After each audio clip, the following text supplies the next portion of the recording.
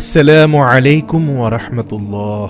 সুপ্রিয় আলোর পথের দর্শক মণ্ডলী, আশা করি মহান আল্লাহ রাব্বুল আলামিনের অশেষ মেহেরবানিতে আপনারা সবাই ভালো আছেন। একজন ভাই প্রশ্ন করেছেন, হাতের নখের মধ্যখানে সাদা ফুল একজন মানুষ কতটা সৌভাগ্যবান তা প্রকাশ করে বলে আমি জানি। এ বিষয়ে ইসলামে কোনো নির্দেশনা আছে কি? কোরআন সুন্নাহ অনুযায়ী আলোচনা করলে খুশি হব।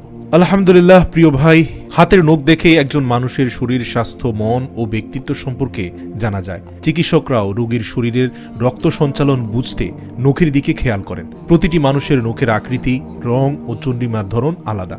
তবে মেডিকেল অ্যাস্ট্রোলজির সূত্র মতে শরীরের রক্ত সঞ্চালনে অসুবিধা থাকলে নখে সাদা স্পট দেখা যায়। এছাড়াও শরীরে জিঙ্ক ও ক্যালসিয়ামের অভাবেও নখে সাদা স্পট দেখা যেতে পারে। এ নিয়ে আমাদের সমাজে প্রচলিত কিছু কুসংস্কার রয়েছে। এর মধ্যে এক নম্বরে হচ্ছে, ভাগ্যের পূর্বাভাস হিসাবে বৃদ্ধাঙ্গুলের নখে এ চিহ্ন থাকলে ভালোবাসার মানুষকে কাছে পাওয়া যায়। তর্জনী আঙ্গুলের নখে সাদা দাগ থাকলে ব্যবসায় লাভ হওয়ার সম্ভাবনা তৈরি হয়, যে কোনো উৎস থেকে অর্থ প্রাপ্তির সম্ভাবনা তৈরি হয়। মধ্যমা আঙ্গুলের নখে সাদা দাগ থাকলে গুরুজনের সান্নিধ্য লাভ ও দ্রুত ভ্রমণ হতে পারে। অনামিকা আঙ্গুলের নখে সাদা দাগ থাকলে জীবনের সফলতা অর্জনের পূর্বাভাস দেয়। কনিষ্ঠ আঙ্গুলিতে সাদা দাগ থাকলে জীবনের বিশেষ কোনো লক্ষ্য অর্জন হতে চলছে বোঝা যায়। প্রিয় দর্শক, উপরে বর্ণিত এই প্রত্যেকটি বিশ্বাসী বলা যেতে পারে শিরকে সাগীরার অন্তর্ভুক্ত, কেননা এর কোনো কথাই কোরআন এবং সুন্নাহ দ্বারা সিদ্ধ নয়। এটি একেবারেই এসেছে আমাদের এই উপমহাদেশে হিন্দু ধর্মগ্রন্থ কর্তৃক রচিত রাশিফলের বিভিন্ন বই থেকে, এবং তারাই এই জাতীয় উদ্ভট কথা সমাজে প্রচলিত করেছেন। আপনার হাতে যদি কখনো সাদা ফুল দেখেন নখে, এ নিয়ে আপনার বাড়তি কিছু ভাবতে হবে না। মহান আল্লাহর হুকুমে এটি হয়েছে। মেডিকেল সায়েন্স বলছে, শরীরে রক্ত সঞ্চালনে অসুবিধা থাকলে নখে সাদা স্পষ্ট দাগ দেখা যায়। এছাড়াও আপনার শরীরে জিঙ্ক ও ক্যালসিয়ামের অভাব দেখা দিলেই এমনটি হয়।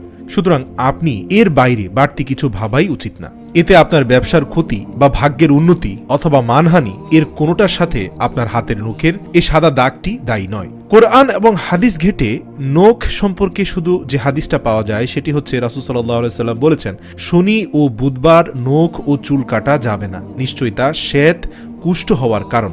আর নখ কাটা বা চুল কাটা অথবা ছোট করা সুন্নাত। তবে নখ কাটা কয়েকটি দিনে নিষেধ করা হয়েছে, আর সেই দিনগুলো হলো শনিবার ও বুধবার, যেটা হাদিস দ্বারা প্রমাণিত।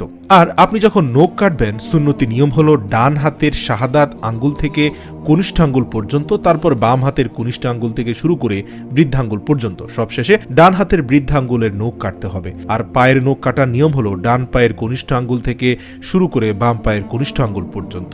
আর মেয়েদের চুল কাটার নিয়ম হলো, যদি কারো চুলের আগা নষ্ট হয় বা ফেটে যায় তাহলে তা কাটা যাবে, তবে কোনো মতেই মেয়েদের চুল কেটে কাঁধের উপরে উঠানো যাবে না। এটা রাসূল সাল্লাল্লাহু আলাইহি সাল্লামের নির্দেশনার পরিপন্থী।